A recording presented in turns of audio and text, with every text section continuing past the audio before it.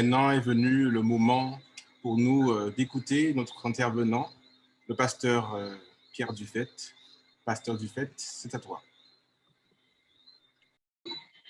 Donc ce soir, nous allons voir comment éviter le fléau du divorce, ses conséquences et ses risques spirituels.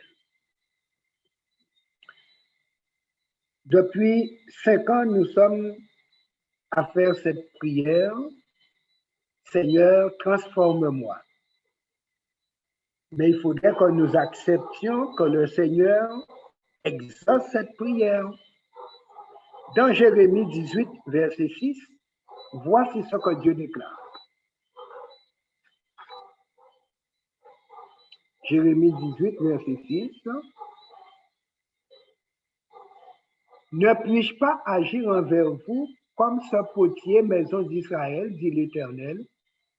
Voici comme l'argile est dans la main du potier, ainsi vous êtes dans ma main, maison d'Israël.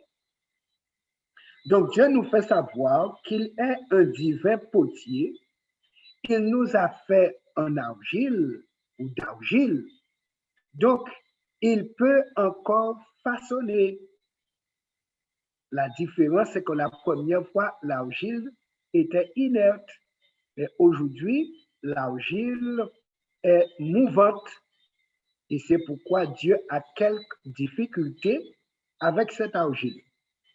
C'est pourquoi nous devons passer par l'expression de cette prière.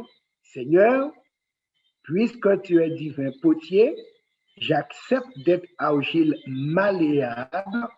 Alors, façonne-moi, transforme-moi. Et l'apôtre Paul nous dit dans Romains 15, versets 1 et 2, ce que nous devons faire après cette prière. Romains 15, du moins Romains 12, versets 1 et 2. Romains 12, versets 1 et 2.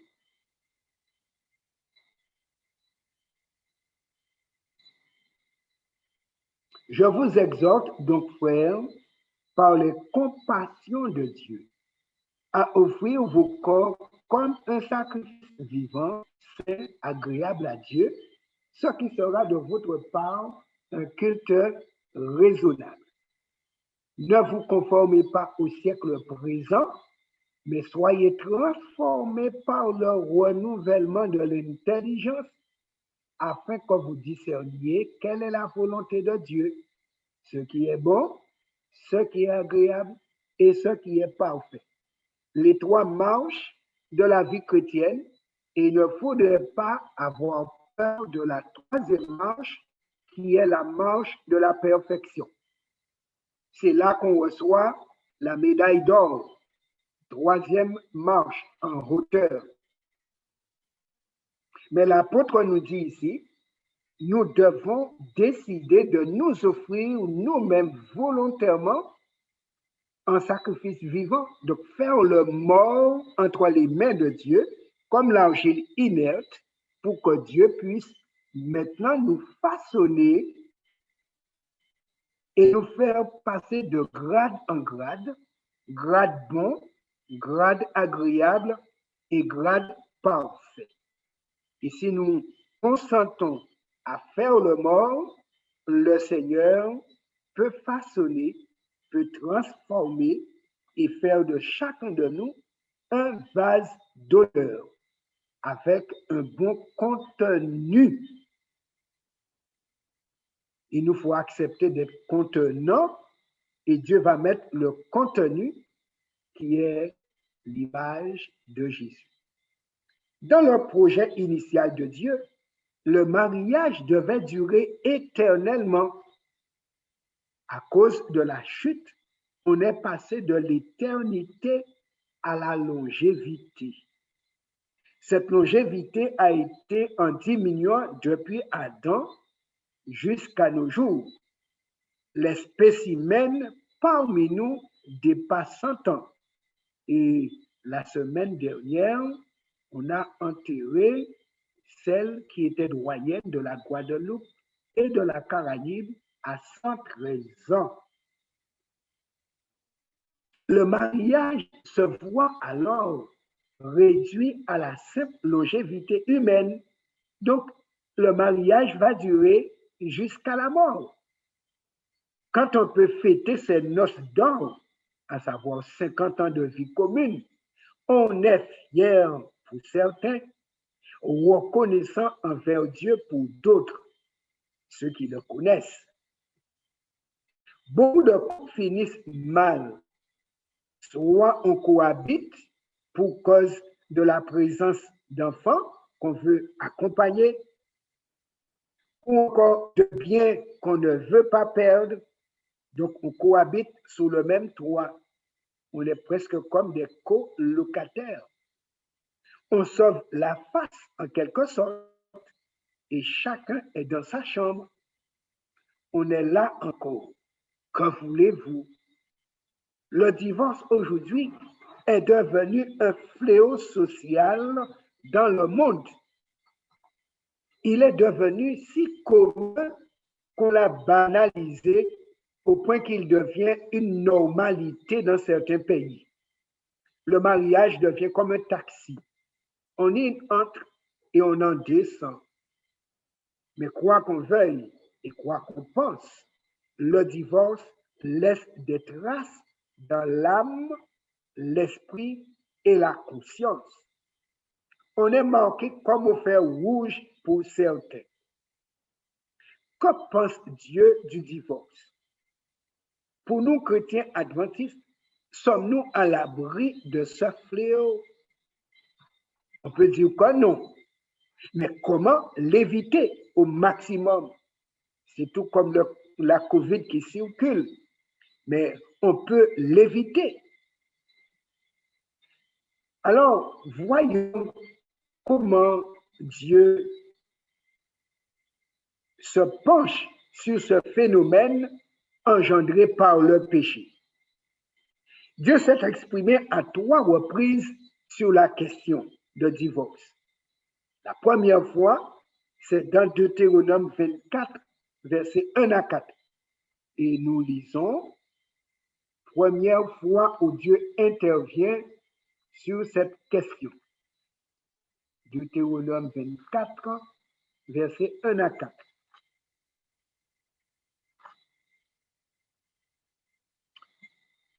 Lorsqu'un homme aura pris et épousé une femme qui viendrait à ne pas trouver grâce à ses yeux parce qu'il a découvert en elle quelque chose de honteux, il écrira pour elle une lettre de divorce et après la lui avoir remise en main, il la renverra de sa maison.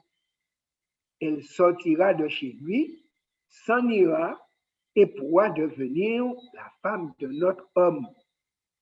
Si ce dernier homme la prend en aversion, écrit pour elle une lettre de divorce et après la lui avoir remise en main, la renvoie de sa maison, ou bien si ce dernier homme qui l'a prise pour femme vient à mourir, alors le premier mari qui l'avait renvoyé ne pourra pas la reprendre pour femme après qu'elle a été souillée, car c'est une abomination devant l'Éternel, et tu ne chargeras point de péché le pays que l'Éternel, ton Dieu, te donne pour héritage. Là, Dieu s'est exprimé pour la première fois sur une pratique au sein de son peuple. Les hommes avaient tous les droits et la femme presque rien. Et comme on voit dans le texte, lorsqu'un homme aura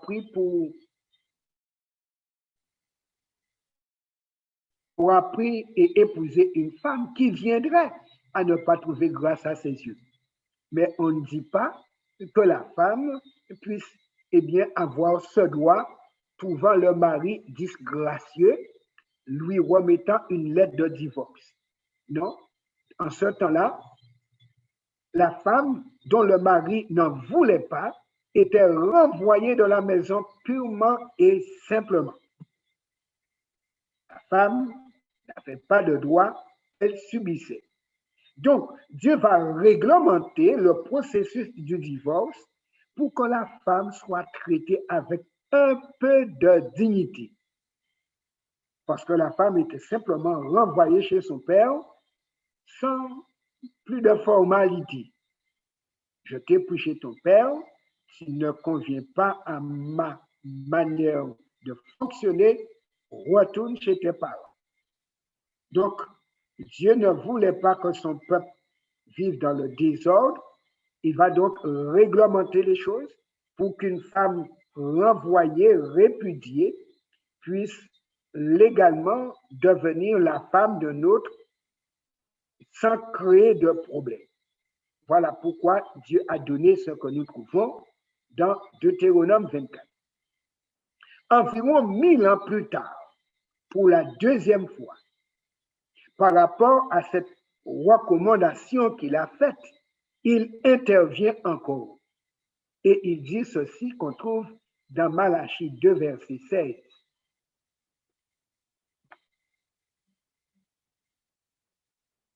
Malachie, chapitre 2, verset 16.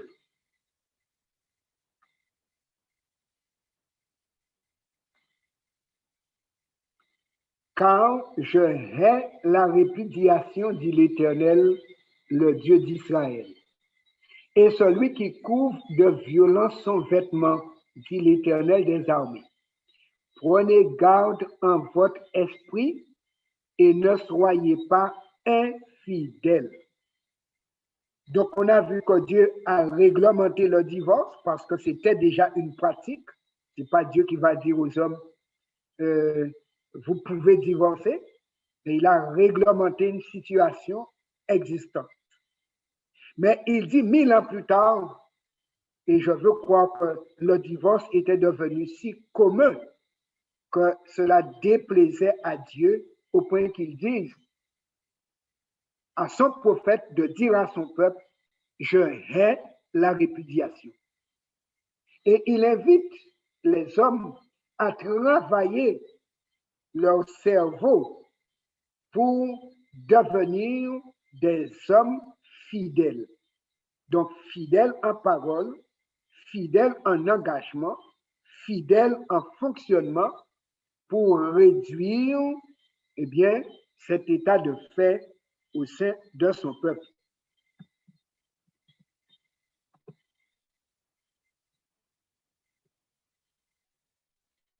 Donc, là, il donne son appréciation, son ressenti sur l'attitude des hommes qui divorçaient de leurs femmes. Dieu maintient l'idée de durabilité du couple en disant donc qu'il haïssait la répudiation. Parce que pour lui, quand il a béni un couple, pour lui, c'est que le devenir une seule chair doit s'enclencher et devrait durer toute la vie.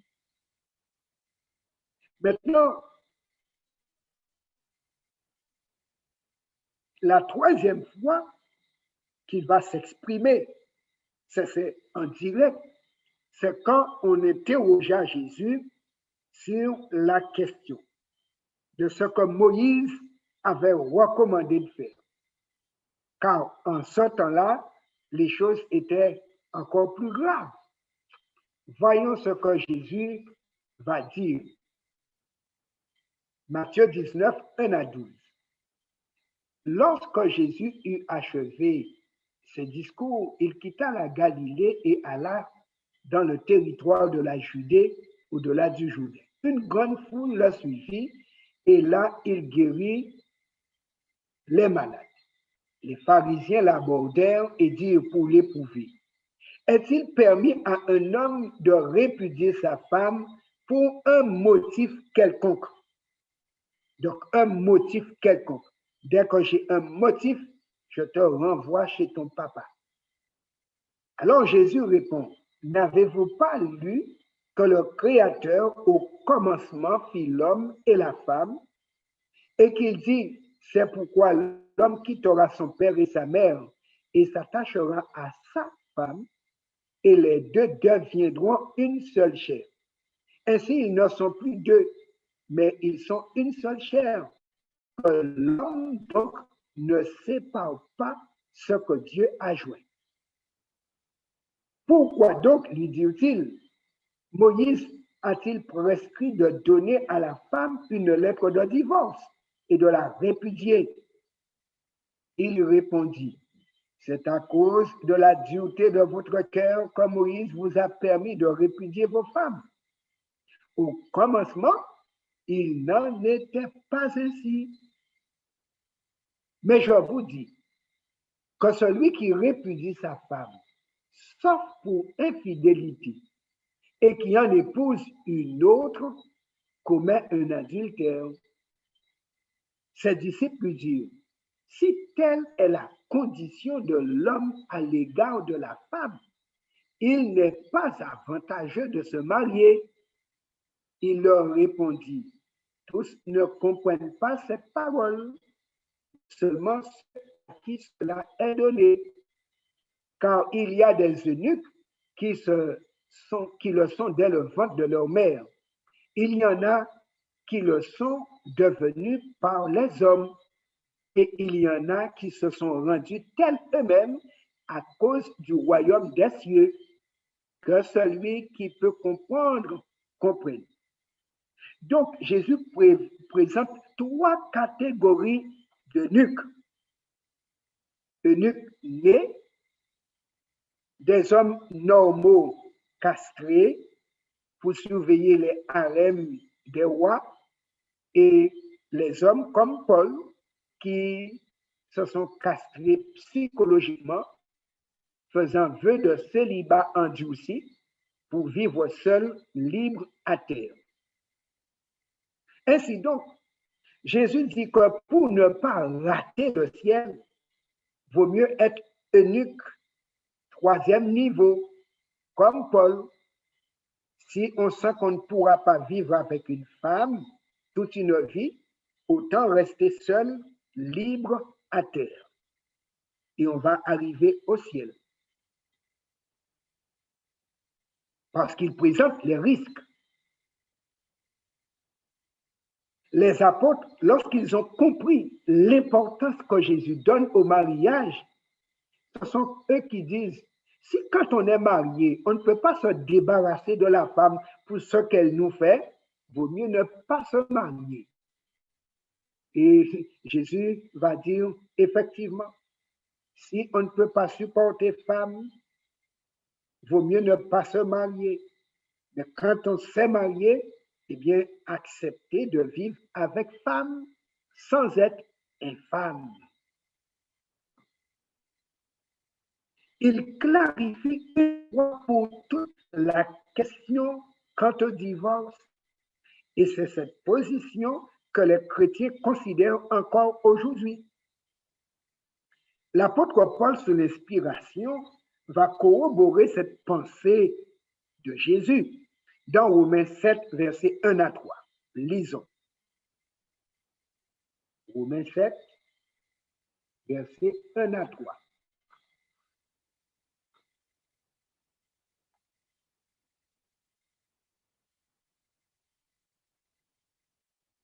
Ignorez-vous, frères, car je parle à des gens qui connaissent la loi, que la loi exerce son pouvoir sur l'homme aussi longtemps qu'il vit.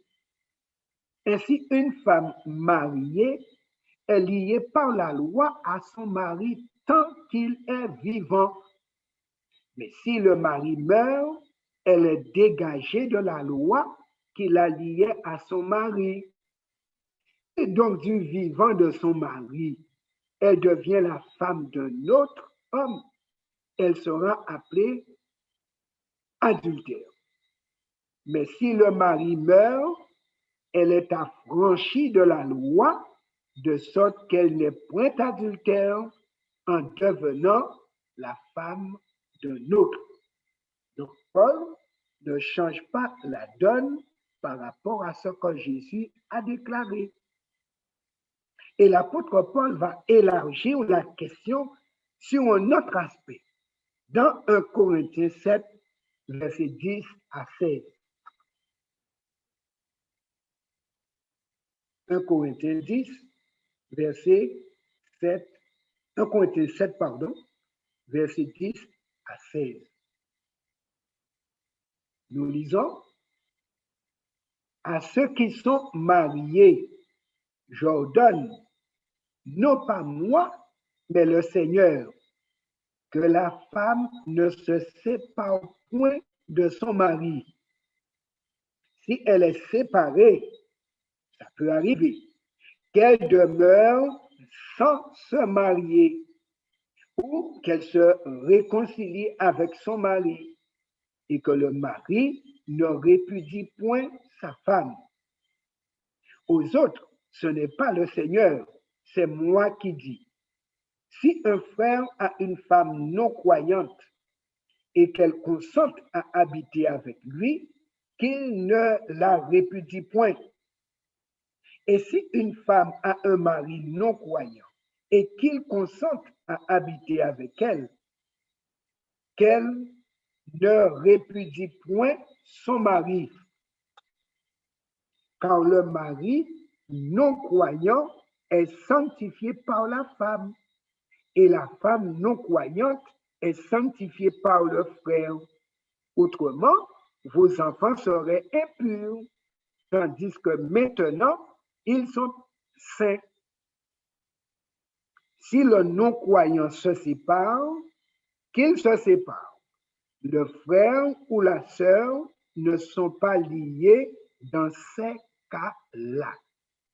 Dieu nous a appelés à vivre en paix. Car que sais-tu, femme, si tu sauveras ton mari? Ou que sais-tu, mari, si tu sauveras ta femme? Donc, lorsque deux personnes se sont mariées sans ou hors de l'évangile et qu'il y ait un conjoint qui se convertisse, la Bible dit le conjoint converti ne doit pas divorcer du conjoint non converti si ce dernier accepte de vivre dans le mariage mixte parce qu'il vivait bien avant. Mais s'il ne vivait pas bien avant et que maintenant l'évangile vient compliquer la situation, l'apôtre dit, on peut se séparer, mais il ne faudrait pas que ce soit le chrétien ou la chrétienne qui prenne l'initiative du divorce. C'est le conjoint non croyant. Et si le conjoint non croyant prend la décision du divorce, il est dit, après ce divorce, le frère ou la sœur n'est plus lié. En conséquence, elle peut se remarier ou il peut se remarier, mais cette fois-ci, dans le Seigneur, avec un conjoint croyant. Considérons maintenant les principales causes du divorce. Un proverbe chinois dit, quand tu ne connais pas ton ennemi, tu es presque vaincu. Quand tu le connais, tu es totalement vainqueur. Il faut donc connaître les ennemis du mariage pour les combattre. Mais trop souvent, au lieu de combattre les ennemis du mariage, on combat le partenaire du mariage. Voici ce qu'une enquête a révélé. Et comme on a parlé d'ennemis du mariage, on a découvert que 47% des divorces se concrétisent dans l'incompatibilité. Donc, nous avons vu mercredi soir que Dieu a donné aux hommes et aux femmes à gérer 1% de différence. Et ce pourcent de différence, remarquez bien, est la plus grande cause de divorce. Incompatibilité. Et regardez la différence qu'il y a entre l'incompatibilité comme cause de divorce et l'infidélité comme cause. Ce n'est que 17%. Donc, le plus gros problème des hommes et des femmes, ce n'est pas l'infidélité, mais c'est l'incompatibilité. Et il se peut que les gens qui tombent en infidélité, que ce soit par suite de souffrances à cause des compatibilités vécues dans le couple de départ, les gens cherchant jardin secret à côté, cherchant épaule pour pleurer à côté, peuvent tomber dans l'infidélité. Alors, 16% des divorces résultent de l'usage de drogue, d'abus d'alcool. On peut dire que pour nous, ces 16% n'existent pas parce que chez nous, il n'y a pas d'usage de drogue ni d'abus d'alcool, puisque cette enquête est pour les tout venants, pas pour les chrétiens seulement. Mais les chrétiens se trouvent concernés parce que les chrétiens qui divorcent aujourd'hui, la plupart du temps, se trouvent en difficulté parce que leur divorce survient à cause d'incompatibilité. Et ils sont en difficulté pour se remarier parce qu'ils vont tomber sous le coup de ce que Jésus a dit dans Matthieu 19, verset 6, sauf pour infidélité. 10% des divorces surviennent à cause des arguments ayant trait aux problèmes liés aux enfants, donc à l'éducation des enfants et à l'argent. Oui, on ne s'entend pas sur la question d'argent, d'entrée d'argent, de dépenses d'argent, on se sépare à cause de l'argent. Et 5% des divorces dans le monde intervient à cause des abus physiques. Et 5 autres %, ce sont des causes non citées. Donc, des gens qui divorcent tout simplement pour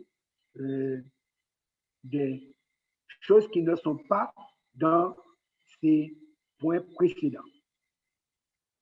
Donc, le premier domaine qui devient facteur de divorce, ce sont les caractères. Alors, lorsque les caractères sont incompatibles, les heurts sont fréquents et violents parfois. On assiste au choc de deux égos. La mésentente s'installe et perdure. Et il n'est pas rare d'entendre les gens dire, avant de divorcer, on ne se comprend pas, on ne s'entend pas, rien ne va plus. Les expressions verbales deviennent des armes pour offenser l'autre ou se défendre contre l'autre. Des accusations gratuites sont générées. Les torts sont toujours entièrement rejetés sur l'autre. C'est à cause de toi si les choses sont ainsi entre nous. Cela entraîne les époux dans une sorte d'incapacité à créer des ponts entre eux. Voici donc quelques erreurs à éviter si on veut éviter le fléau du divorce. Car aujourd'hui, 50% des mariages finissent au divorce. Et chez les chrétiens, 35% des mariages finissent au divorce. Donc les chrétiens sont presque à égalité avec le monde. Alors pour cela, Marie, évitez d'être un dictateur et dominateur dans le couple. Ne soyez pas un mari irritable et grincheux. La moindre chose fait qu'on monte comme du lait sur le feu. Être un mari égoïste et morose. Tout vers moi, tout pour moi. Rien que pour moi. Non, le mariage, c'est deux moitiés. Moitié homme, moitié femme pour redevenir un. Ne soyez pas entier. Laissez l'autre moitié pour l'autre, de la place à l'autre. Décidez de ne pas être un mari égocentrique et intolérant. que tout soit fait selon vous. Non.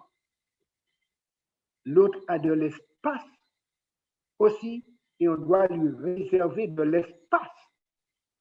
Des erreurs à éviter pour les femmes. Être une femme trop indépendante. Donc, comme on travaille, on a son chéquier, on a son compte en banque, donc on fait ses affaires sans tenir compte de l'homme à la maison. Non. Être une femme qui méprise son mari, on peut être plus intelligent, avoir plus de diplômes, mais le mari reste mari devant Dieu. Être une femme qui cherche à prendre la place de l'homme, non, même si aujourd'hui les femmes portent le pantalon, il n'y a qu'un pantalon mâle à la maison. Laissez l'homme à sa place. Être une femme sans douceur, une femme inflexible. Quand je dis non, non. Le mariage, c'est le mélange de deux personnes, de deux idées, de deux opinions, de deux argents, de même lit qu'on appelle lit conjugal. Toujours ensemble. Le deuxième domaine où survient une cause de divorce, comme on l'a vu, c'est l'argent. C'est le troisième, on a vu infidélité, le troisième devient l'argent. Aujourd'hui, lorsqu'il n'y a pas un budget familial établi avec la participation et l'accord des deux conjoints, sa mauvaise gestion cause beaucoup de mésententes, de friction et de la méfiance. Chacun cache son compte à l'autre. Ceci arrive quand il y a trop d'intérêts personnels en jeu dans le couple et pas de projet de vie à deux. Cela peut résulter aussi de la présence de faux schémas mentaux provenant de l'exemple des parents qui, eux, avaient donné une mauvaise image en gestion financière. Alors, instinctivement, on copie ce qu'on a vu à la maison. Cela peut venir également des amis ayant ces faux schémas et qui deviennent de mauvais conseillers. Voici ce que révèle un rapport de l'INSEE, Institut national des sciences sociales et économiques de notre pays. L'activité favorise le divorce. Le taux de divorce est nettement plus important chez les actifs que chez les inactifs. Pour l'ensemble de la France, le taux est de 8,2% pour les actifs contre 4,6% seulement pour les autres. Donc, quand les deux époux travaillent, nous voyons que cela est bien souvent facteur de divorce. Et parfois, les gens peuvent être au chômage, mais ils vivent mieux, ils restent ensemble mieux. La région n'y change rien. Dans tous les départements, le taux de divorcé pour les actifs est supérieur d'au moins 1,6 à celui des inactifs. On retrouve ici un facteur facilitant le recours au divorce, souvent cité. Le troisième domaine qui génère le divorce, c'est la sexualité. C'est le domaine le plus sensible, car il s'agit de l'intimité. C'est par la sexualité que se concrétise l'union, une seule chair, après l'intervention des éléments intellectuels et affectifs de la relation. Et c'est pourquoi, lorsque pour une raison ou une autre, il y a insatisfaction non prise en compte par l'un des conjoints, ou encore lorsqu'il y a abus de l'homme qui ne prend pas en considération les dispositions de sa femme,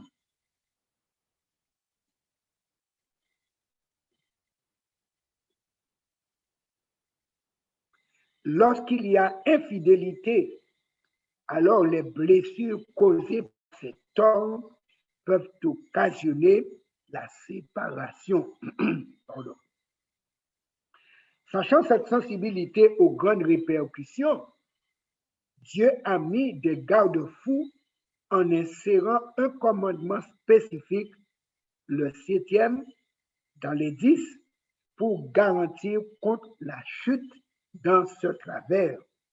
C'est pourquoi il a dit, tu ne commettras point d'adultère. Jésus ira encore plus loin dans Matthieu 5, en faisant de la prévention au haut niveau. Et voyons qu'est-ce qu'il dit lors du sermon sur la montagne. Matthieu, chapitre 5, versets 27 à 30.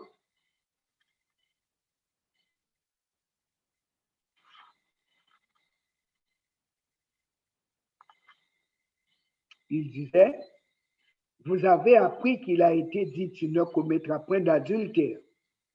Mais moi, je vous dis que quiconque regarde une femme pour la convoiter a déjà commis un adultère avec elle dans son cœur. Si donc ton œil droit est pour toi une occasion de chute, arrache-le et jette-le loin de toi, car il est avantageux pour toi qu'un seul de tes membres périsse, que ton corps entier ne soit pas jeté dans la géhenne. Et si ta main droite est pour toi une occasion de chute, coupe-la et jette-la loin de toi, car il est avantageux pour toi qu'un seul de tes membres périsse et que ton corps entier n'aille pas dans la géhenne. Vous voyez ce que Jésus dit ici. Regardez la femme pour la convoiter.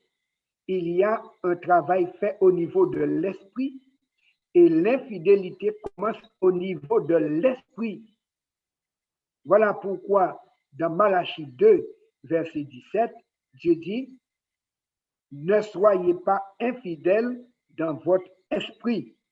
Et Jésus revient préciser les choses, c'est pour faire de la prévention. Paul mettra la cerise sur le gâteau. Dans 1 Corinthiens 7, versets 1 à 5, écoutons ce qu'il dit. 1 Corinthiens, chapitre 7, versets 1 à 5.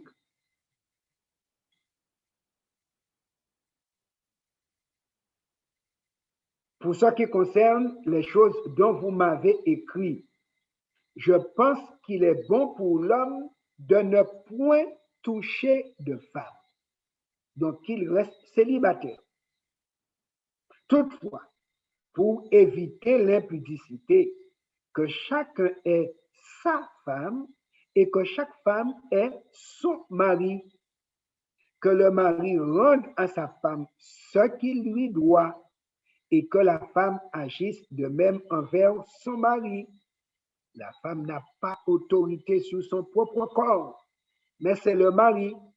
Et pareillement, le mari n'a pas autorité sur son propre corps, mais c'est la femme. Ne vous privez point l'un de l'autre, si ce n'est de commun accord pour un temps, afin de vaquer à la prière, puis retourner ensemble de peur que Satan ne vous tente par votre incontinence. Voici donc les directives que donnent Jésus et Paul pour ne pas donner à Satan l'avantage et la possibilité d'amener un des conjoints avec lui au feu. L'apôtre dit, vaut mieux être célibataire que de risquer le feu. Mais si quand même, en restant célibataire, on ira au feu plus vite, il dit donc, dans ce cas, on se marie. Mais quand on s'est marié, on ne doit plus se priver de celui dont on a senti on ne pouvait pas vivre sans lui ou sans elle. En appliquant ces trois principes, on solidifie ce pilier qui soutient la vie à deux. Car la vie à deux a trois piliers, le caractère, le sexe et l'argent. Et c'est autour de ces trois piliers, lorsqu'il y a un qui est manquant, le couple est fragilisé. Et lorsqu'il y a les trois manquants, eh bien, tout est à terre. Autre facteur déterminant le divorce, immaturité du couple. On peut être jeune et immature, on peut être avec âge raisonnable, mais être immature aussi. On peut avoir des années sans avoir atteint la maturité émotionnelle. Il y a aussi, deuxième facteur déterminant, une mauvaise intégration dans la belle famille. Et c'est pourquoi les belles-mères, en général, ont mauvaise réputation pour bien intervenir dans les mariages et créer dissension, division et divorce. C'est pourquoi Dieu a dit, l'homme quitte père et mère, mais femme aussi doit quitter père et mère pour réaliser l'union nouvelle avec le conjoint. Mauvaise influence des belles familles sur le mariage. Donc, lorsque la belle famille, chacun veut préserver le membre de sa famille, donc on va jouer un mauvais jeu pour récupérer son fils, récupérer sa fille, et ainsi donc, par jeu d'influence négatif, on va bousiller un couple que Dieu avait uni et béni. Voici le quatrième facteur qui peut entraîner le divorce, mauvaise gestion des conflits. On a vu que le conflit est naturel à cause des différences, mais si on gère mal les conflits, qui sont des opportunités pour grandir, s'améliorer et être transformé, alors on peut finir au divorce. On a vu également l'infidélité conjugale. Il y a la jalousie égoïste, la désillusion quant à la personne épousée. Il n'est pas rare d'entendre dire « c'est pas avec toi que j'aurais dû me marier ». Il faut éviter ces genres de déclarations. Il y a également le refus de corriger certains défauts qui gênent la vie à deux. Bien qu'il faille s'accepter et qu'il y ait acceptation mutuelle, mais dans la démarche de l'amour, on doit pouvoir accepter de corriger les défauts, car si les défauts gênent le mariage, le défaut ou les défauts gênent la relation avec Christ en premier. Et Christ, étant l'épouse spirituelle, ne mènera pas une épouse imparfaite au ciel. Donc, on a tout intérêt à profiter du mariage qui est un espace pour vivre un coin du ciel sur terre, être transformé dans ce coin du ciel afin qu'on débarque dans le grand ciel. Notre mariage peut nous aider à débarquer au ciel ou peut nous empêcher d'arriver au ciel. C'est pourquoi Jésus a parlé comme il a parlé et Paul aussi a parlé comme il a parlé. Nous allons considérer maintenant les 6 étapes du divorce. On a vu que Jésus a dit dans Malachie 2, prenez garde pour ne pas être infidèle dans votre esprit, parce qu'effectivement, le divorce commence là. Divorce émotionnel. Au niveau de l'esprit, on avait regardé l'autre, on avait trouvé que l'autre nous plaisait et on avait dit « je t'aime ». Eh bien, on commence par dire « je ne t'aime plus » et même si on ne le dit plus, on vit pour faire comprendre à l'autre « je ne t'aime plus ». Divorce émotionnel. On est encore ensemble sur le même lit, mais chacun sur un bord du lit. Divorce émotionnel. Les sentiments ne sont plus partagés. Il y a un abandonné et parfois on a déjà un amour à côté. C'est pourquoi dans Matthieu 5, 32, Jésus a dit de faire attention à son œil. Et de même aussi dans Malachie 2, de faire attention. Après le divorce émotionnel, il y a le divorce légal. Quand les sentiments ne sont plus, on ne trouve pas de raison à rester ensemble, on va trouver non pas Dieu, mais monsieur le juge.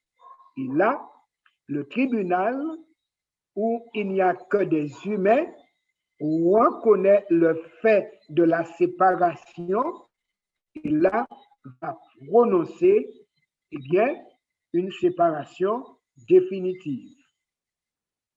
Troisième niveau du divorce économique.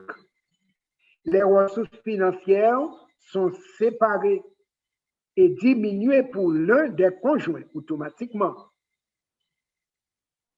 Quatrième niveau du divorce, c'est le divorce coparental. Le parent qui n'a pas la garde des enfants, comment fera-t-il pour jouer son rôle correctement? Nous savons tous les conflits que cela génère. Il y a un cinquième niveau du divorce, le divorce de communauté. On ne partage plus les mêmes amis. Donc, on ne se rencontre plus entre amis. Sixième niveau du divorce, le divorce religieux. À ce moment, soit on diminue la fréquence de sa présence au temple, ou on se retire carrément de l'église. Maintenant, le divorce est un fait, mais il faut savoir qu'il y a des conséquences et il faut y penser avant de s'y engager. Car pour le couple, il faut savoir que le divorce met seulement fin au conflit qui existait avant le divorce. Lorsqu'il y a des enfants mineurs impliqués, il arrive que souvent, les enfants soient pris en otage par l'un ou l'autre parent. Parfois, les enfants sont transformés en fouet ou atteignent l'autre. Les conflits et les souffrances continuent pendant des années après le divorce. On se meurtrit, on est divorcé de corps, mais pas d'âme, et l'autre est prisonnier dans notre esprit. On est absent sous le même toit, mais présent psychologiquement. On n'arrive pas à se débarrasser de l'autre et parfois même qu'on se remarie. On est remarié, mais l'autre reste prisonnier dans notre esprit. Il y en a qui comparent le nouveau conjoint à celui qu'on a abandonné, soi-disant. Si on s'était aimé vraiment, les choses sont encore plus dures. Certains ne supportent pas la séparation ou ne conçoivent pas leur vie sans l'autre. Et si le divorce devient une plaie qui ronge le cœur la vie durant. Mais les enfants, lorsqu'on en a eu,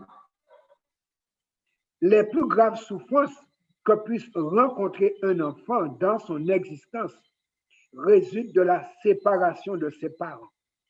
Cette souffrance, aux multiples aspects, peut avoir des répercussions psychologiques et morales parfois très lourdes de conséquences.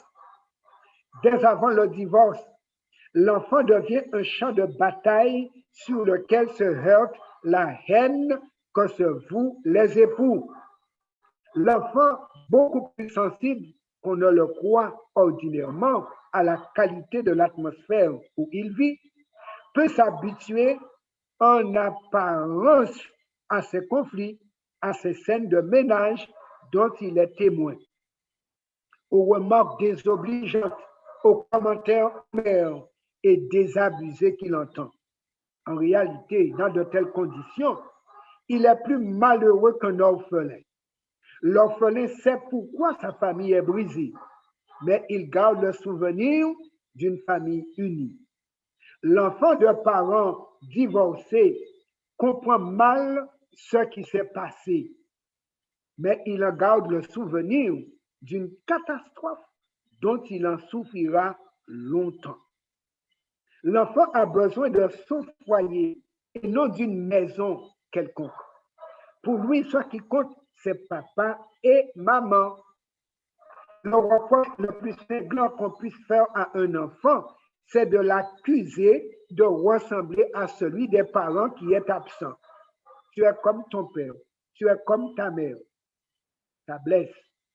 Ne sachant plus très bien à qui se fier entre les deux parents, il devient insociable, hypocrite, préoccupé. Il se détache de son milieu et pensant à autre chose, devient distrait, rêveur. Et c'est pourquoi ces enfants ont des problèmes de réussite scolaire. Obligé de se surveiller, de calculer ses réponses et de choisir ses mots, il est rendu irritable par ses séjours successifs chez ses divers parents. Cette constatation, lorsque des enfants sont issus d'un second mariage de ses parents, le rendent jaloux et même vindicatif, comme tout le monde ou comme enfant de Dieu. Comment considérons-nous cette question de divorce? Le monde, pour lui, le divorce constitue l'unique et la meilleure solution lorsque les choses ne vont pas dans le couple. Avec le postmodernisme, les racines ne vont pas en profondeur. On veut tout de suite et de bonne qualité. On recherche le bien-être et le bonheur. On recherche le bien-être et le bonheur au moindre frais et moindre sacrifice. Le mariage est banalisé. La législation même a rendu les époux moins forts dans leur tête, car pour nous aujourd'hui, depuis 2005, après 2 ans, eh bien, même si l'un des conjoints ne veut pas, on est divorcé systématiquement dès qu'on est séparé de corps. Pour nous, Français, on sait que les choses se passent à l'amiable, comme si une séparation définitive est juste une espèce de convention pratique pour en finir au plus vite. Et c'est pourquoi on opte pour divorce à l'amiable. Pourtant, il y a souffrance, mais on dit amiable. Certes, les mobiles sont louables. On veut abréger le temps de souffrance de l'un et de l'autre pour qu'ils recommencent ailleurs si cela leur chante. Dans le cas du refus de l'un ou de l'autre conjoint, le divorce est prononcé après 2 ans sans autre forme de procès. Donc, divorce imposé. En Amérique, dans certains États, on peut divorcer en moins de 3 mois en payant $70. La pub est faite. Comment fortifier des liens dans une telle ambiance? Divorcer pour $70 après être marié pour $5,000. Donc, il est plus facile de divorcer que de se marier. Malheureusement, beaucoup de chrétiens sont dans la même mouvance. En tant qu'enfants de Dieu, nous avons 2 options. Soit nous suivons le courant général en nous conformant aux pratiques d'alentour, soit nous cherchons à appliquer les remèdes et solutions préconisés par le Créateur. L'esprit de prophétie fait cette déclaration. Une femme peut très bien être divorcée. Je reprends. Une femme peut très bien être divorcée selon les lois de son pays, mais ne pas l'être aux yeux de Dieu et d'après sa loi. Aux yeux de Dieu, seul le péché d'adultère peut délier un homme ou une femme de leur serment de mariage. Bien que les lois du pays leur aient accordé le divorce, ils sont toujours mari et femme selon la Bible et la loi de Dieu. Voilà pourquoi il est avantageux pour nous de nous laisser transformer par la grâce de Dieu pour ne pas tomber dans le travers du divorce. Ici se trouve un conseil inspiré de l'esprit de prophétie pour ceux qui se trouvent dans le cas d'incompatibilité et qui souffrent. Changer non les statuts du mariage, mais changer ses propres dispositions. Et là, c'est encore mieux. Ellen White nous dit, je tiens à dire qu'il n'existe qu'un seul motif pour lequel un mari peut légalement se séparer de sa femme ou une femme de son mari. C'est l'adultère. S'il y a entre vous incompatibilité de caractère, ne serait-ce pas contribuer à glorifier Dieu que de changer de disposition intérieure? Mari et femme devraient cultiver l'affection et le respect mutuel, veiller sur leur esprit, leurs paroles et leurs actes afin d'éviter entre eux toute cause de contrariété ou de chagrin. Chacun doit prendre soin de l'autre, faisant tout ce qui est en son pouvoir pour fortifier l'affection réciproque. En conclusion ce soir, Dieu veut que les époux remportent la victoire sur eux-mêmes. La vie à deux n'est pas toujours facile par rapport à notre nature déchue, mais c'est une opportunité pour grandir, se dépasser, être transformé. Mon conjoint devient mon miroir pour m'aider à me voir tel que je suis et que je prenne conscience de ce qu'il y a à changer chez moi. Personne n'est ange ou diable dans le couple. Que chacun, avec la direction de l'Esprit de Dieu et de la grâce qu'il apporte, se concentre sur son couple dans un ardent désir de plaire à Dieu et de sortir vainqueur de l'ennemi du mariage. Puisse le Dieu de paix œuvrer dans nos caractères pour y transplanter le sien, car c'est ce seul bien que nous emporterons au ciel.